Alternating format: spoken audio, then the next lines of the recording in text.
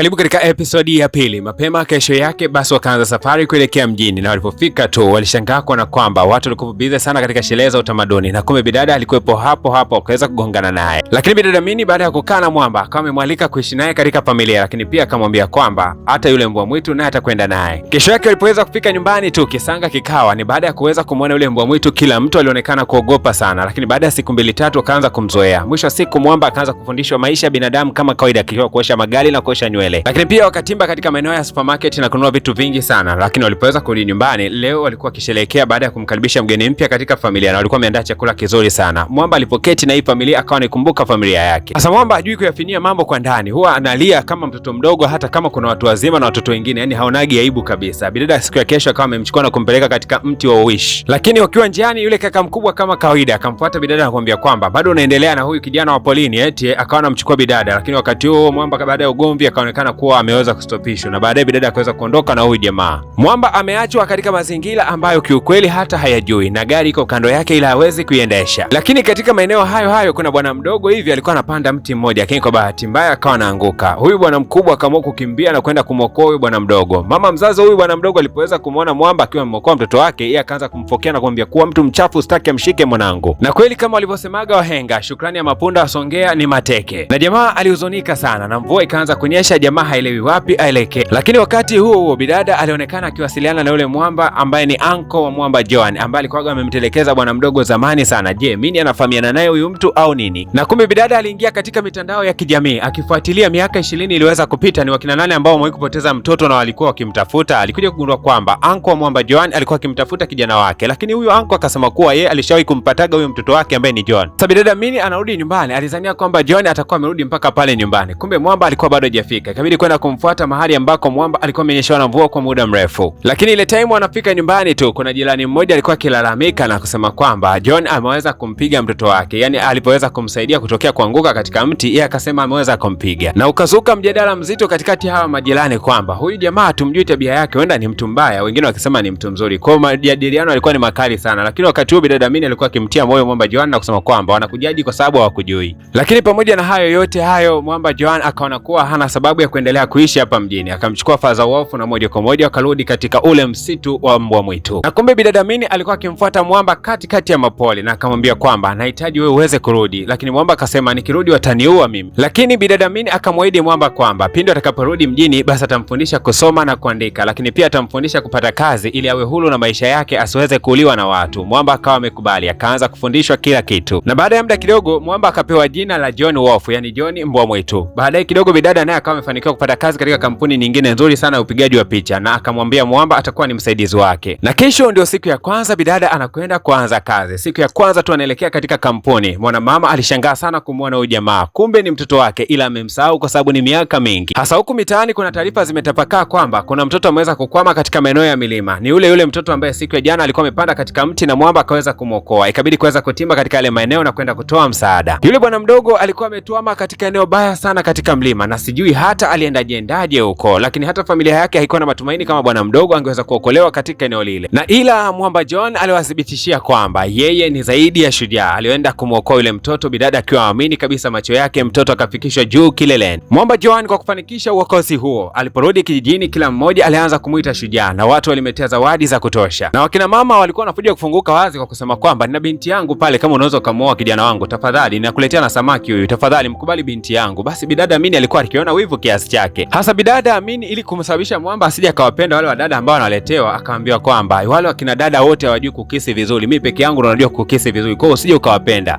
Kumbe eti wewe ndo unajua kukisi vizuri, utanikisi basi tena kama siku ile ambayo tumeweza kukisi bwana Mwamba John sasa anajifunza michezo ya kibinadamu na akawa ni mzuri kweli. Bidada akawa amemfungulia akaunti yake ya kijamii. Mwamba akaanza kujichomolea kwa maarufu taratibu. Huku upande wa pili mama yake siku ya leo alikuwa akisherehekea birthday ya mwanae. Kila mwaka huwa anafanya hivi kutokea siku aliyompoteza mtoto wake katika mapoli. Lakini mjomba mtu yule alikuwa amemtelekeza Mwamba John katika maeneo ya mapoli. Siku ya leo alipokea simu kutokea kwa mtu ambaye alimwagiza kufanya upelelezi, akasema kuwa nimeweza kugundua wapi John yupo. Mwamba alihofu sana, akihofia kwamba asili yake inaweza ikaja kutawanyishwa. Bidada Mini hajui kwamba Mwamba anawindwa, lakini siku ya leo akawa amemtoa Mwamba out na kumtembeza katika mitaa ya mjini. Ila kuna kibaka mmoja alikuwa anataka kumvamia bidada. Mwamba akaweza kumwahi na kumkwida haraka sana. Vitoto fulani vya kike vilivyoweza kushuhudia scene hii vilifurahi kweli na kusema kwamba jamaa ana nguvu sana, natamani hata angekuwa boyfriend wangu. Umeona vijana wa kiume mnatakiwa kupiga gym kwa sababu nguvu zinasaidia sometimes. Watoto kike wanampenda Mwamba mpaka wanamfukuzia akiwa anapita katika maeneo ya mitaa. Wakati huo Mwamba baada ya kukimbia kwa muda mrefu akawa anatilika jasho. Akalikuta kuna bomba fani linatirisha maji katika mitaa. Yeye akachukua ile bomba na kwa sababu amezoea kuoga hadharani akaanza kuoga. Mwamba baada ya kuvua tu t-shirt mpaka wake za watu wakaanza kutilika na udenda. Haisee, walikuwa kivutiwa sana na huyo Mwamba. Hasa baadaye sifa zikazidi. Jamaa akivua anakuwa mzuri, jamaa akivua anakuwa mzuri. Jamaa si akataka kuvua na suruali bana. Bidada Mini akamzuia na kumwambia kwamba hujui kama kuna watoto katika maeneo haya. Hivyo vitu unatakiwa vifanye ukiwa katika maeneo yale ya mapoli, sio huku mjini. Haturuhusiwi kabisa kufanya kitu kama hicho. Mwamba kila anachokifanya anashuhudia watoto wa kike wakiwa wanamtabasamilia sana. Akawa anakumbuka kwamba anatakiwa kukisi msichana hata mmoja kwa sababu hawa inaonekana hawazabagi vibao baada ya kukisiwa. Kesho yake katika kampuni ambayo mama yake na Mwamba John anafanyia, walikuwa wakitangaza picha ya Mwamba ambaye ni John kwamba hii picha imekuwa maarufu sana na mnaonaje huyu jamaa tumtumie kama vile brand ambassador. Watu wote walikubali, lakini mjomba mtu alionekana kupinga kabisa kwamba jamaa aweze kutumika kama balozi wa kampuni. Mishale fulani ya jioni, Mwamba John akiwa anapanda juu kabisa katika maeneo fulani vya ghorofa, aliweza kushtukia kwamba yule Father Wolf alikuwa juu ya ghorofa na alikuwa akitazama katika maeneo ya mapole. Gundua kwamba huyu amemisi nyumbani. Na baada ya bidada Mini kugundua kwamba Mwamba John ana uwezo mkubwa sana wa kucheza michezo mbalimbali, siku ya leo alikuwa akimchezesha mchezo wa kuendesha baiskeli na bado Mwamba akazidi kuwa bora zaidi ya bora. Watu wengi sana wanamtazamaga huyu Mwamba John sana tu, lakini siku ya leo alikuwa amemchezea kama mchezo fulani hivi katika maelekezo ambapo mabafu ya kiume na ya kike wao wakageuza, mabafu ya kike wakaweka kwa kiume, wa kiume wakaweka kwa kike. Kwa Mwamba atakosea. Kweli kabisa, mwisho wa siku Mwamba akawa ameingia katika mabafu na kumbe dada yake na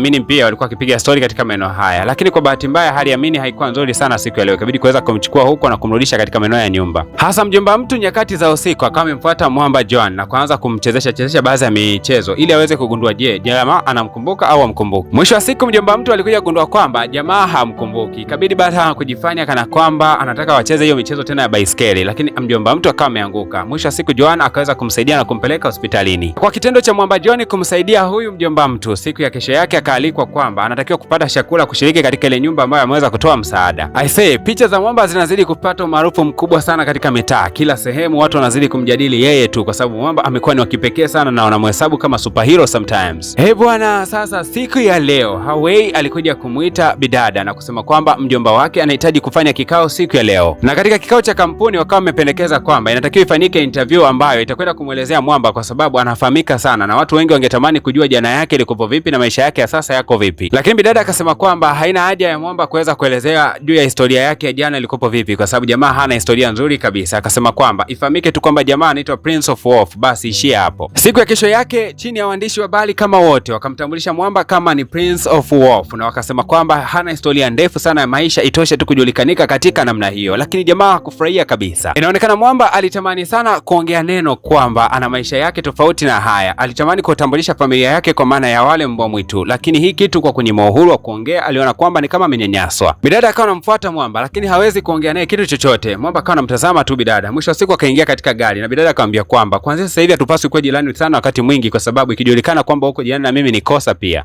Mwamba alikuja kugundua kwamba katika yale maeneo ya mabafu kumbe aligeuziwa vibao kwamba yeye elekea katika mabafu ya kike. Akaanza kuwaza kwamba huenda mimi labda sijui namna ya kuishi na watu. Siku leo akaanza kuangalia mwanaume na mwanamke wanaishije. Alikuwa anakagua katika laptop. Lakini wakati huo bidada alikuwa anaingia hapo ndani na kutaka kumwambia Mwamba nini ambacho alikuwa anaangalia. Lakini Mwamba akawa anaficha laptop. Na mwisho wa siku Mwamba akawa ametoka katika lile eneo. Alipotoka tu bana akaenda kutazama katika laptop yake, akaanza kuangalia namna gani watu wanakisi. Kumbe ndo wanakisi hivi. Okay, poa poa. Huyu bidada ni chaumbea kuliko hata mzalamo. Moja kwa moja bana akatimba katika lile eneo la laptop. Baada ya Mwamba kutoka kwa dakika 2 tu akaanza kukagua pale jamaa alikuwa anatazama nini siku ya leo. Lakini hata kabla hajafungua ile laptop Mwamba akawa amefika na kuweza kumziba macho yake kisha akaifunga ile laptop. Lakini wakati anamtazama sasa bidada ndo akaona lips ndio hizi hapa sasa ndo kukisi natakiwa nijifunzie hapa bana. Na ile kisi Mwamba alikuwa amegusanisha tu zile lips zao. Lakini bidada baada ya kuvumilia kwa muda mrefu hivi akaona kwamba amfundishe jamaa kukisi kwa vitendo. Basi akafungua mdomo wake na kwanza walikisi kwa muda mrefu kidogo. Mwamba John akaanza kushtuka kwamba ni kama suruali yake imeanza kutikisika. Ikabidi kuanza kuogopa. Bidada akabidi kutoka pale na kugundua kwamba asije kasababisha madhara. Hasa bidada yuko chumbani anaanza kujiuliza ni kwa nini bana mimi nimeweza kumkisi huyu namfundisha tabia mbaya. Mwamba bana anashindwa kuvumilia. Huyo akamfuata bidada mpaka chumbani. Anaanza kumtazama kinamna fani hivi nikana kwamba anamtamani. Bidada akajua leo kimenuka. Swali ni moja tu tunaloondoka nalo ndani ya episode hii. Je, Mwamba atafanya nini? Kwa sababu tayari bidada ameshachokoza na Mwamba suruali yake inashindwa kutulia kabisa. Tukutane katika episode ya 3 ya recap yetu. Kama bado hujagusa alama ya kusubscribe fanya hivyo. Lakini pia ili episode ya mbele itokage kwa haraka, ni lazima uwe umegusa alama ya kulike na kutilia kicomment hata makopa, hivyo unakuwa umetisha sana na unakuwa ni support pakubwa. Nikumbushe tu kwamba episode tayari imeshakwisha kutoka. Jambo kubwa na la msingi ni hakikisha kabisa kwamba umegusa alama ya kusubscribe na iko tayari kabisa umeshaigusa hapo na alama ya kengele. Kila episode inapokuwa imetoka basi utakuwa unapata notification mapema kabisa.